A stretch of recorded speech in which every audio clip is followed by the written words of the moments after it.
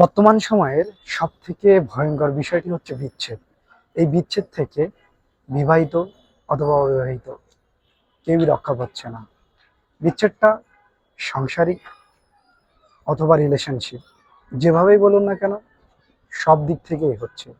কারোর 10 দিনের সম্পর্ক ভেঙে যাচ্ছে, তো কারোর 10 বছরের সংসার ভেঙে যাচ্ছে। বর্তমান সময়ের প্রেক্ষিতে এখান থেকে বাঁচার কোনো উপায় নাই বললেই চলে।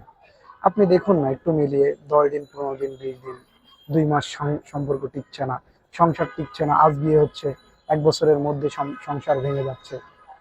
তো এই জিনিসটার পেছনে সব থেকে বড় কারণ আমি মনে করি সোশ্যাল মিডিয়া এবং যোগাযোগ ব্যবস্থা।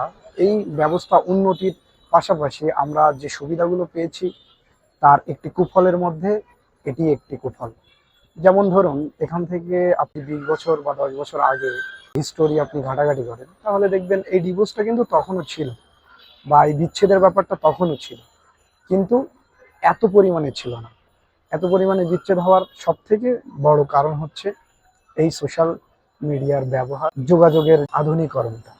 এখন মানুষ ঘরে বসেই একজন আরেকজনের সাথে কথাবার্তা লেনদেন করতে পারে, এবং হরহামেশা মানুষের, বা তার হাজব্যান্ড হোক বা যে কোনো রিলেশনশিপে থাকলেই সেখানে আনইথিক্যাল যে ব্যাপারটা, এই ব্যাপারটা খুব বেশি ঘটে, যে কারণে একটা সম্পর্ক টিকে না বেশি দিন। তাছাড়া মানুষ এক এক সময় এক একজনের সাথে মেশার কারণে, বা এই সোশ্যাল ডিস্টেন্সটা কমে আসার কারণে, সোশ্যাল ডিস্টেন্স কমার কারণ বলতে এখানে আমি বোঝাচ্ছি দূরে থাকলেও যোগাযোগের যে ব্যাপারটা, এটা খুবই ইজি হয়ে গেছে। যে কারণে বেশি বেশি যোগাযোগের কারণে এক মানুষে আসক্ত থাকাটা আসলে খুবই কঠিন হয়ে উঠতেছে। একজন আরেকজনের প্রতি ভালো লাগা, দেখাশোনা বা কথা বলে যে কোনোভাবে মানুষের প্রতি ইমপ্রেস হয়ে যায়, এবং আস্তে আস্তে তার সাথে সম্পর্ক গড়ে ওঠে।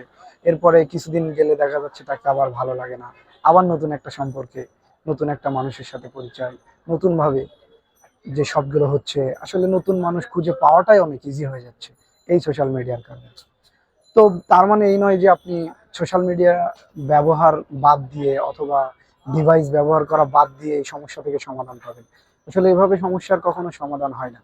আমি মনে করি এর জন্য সব থেকে ভালো উপায় হচ্ছে নিজের ভিতরে সামাজিক বোধ জাগ্রত করা, এবং পরিবার থেকেই, বাচ্চারা ছোট থাকে তখন থেকেই এক সামাজিকতা শিক্ষা তাকে দেওয়া।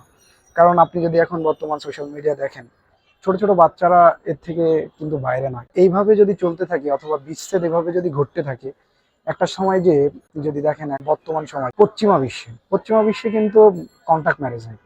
তো এই কন্ট্যাক্ট ম্যারেজটা বাংলাদেশ প্রকাশ্যে হয় না, কিন্তু কিছু বছরের মধ্যে আমার মনে হচ্ছে কন্ট্যাক্ট ম্যারেজটা বহুগুণে বেড়ে যাবে, হার হামেশাই চলতে থাকবে, এবং সেটা ওপেনলি। এই দিনের আর বেশি দেরি নাই। যাই হোক, সবশেষে সম্পর্ক সুন্দর, ভালোবাসা সুন্দর। এখানে লয়ালিটি এবং বিশ্বস্ততা বজায় রেখে চলার জন্য আমি সবাইকে আহ্বান করব। সবাই ভালো থাকবেন, সুস্থ থাকবেন। আল্লাহ হাফেজ।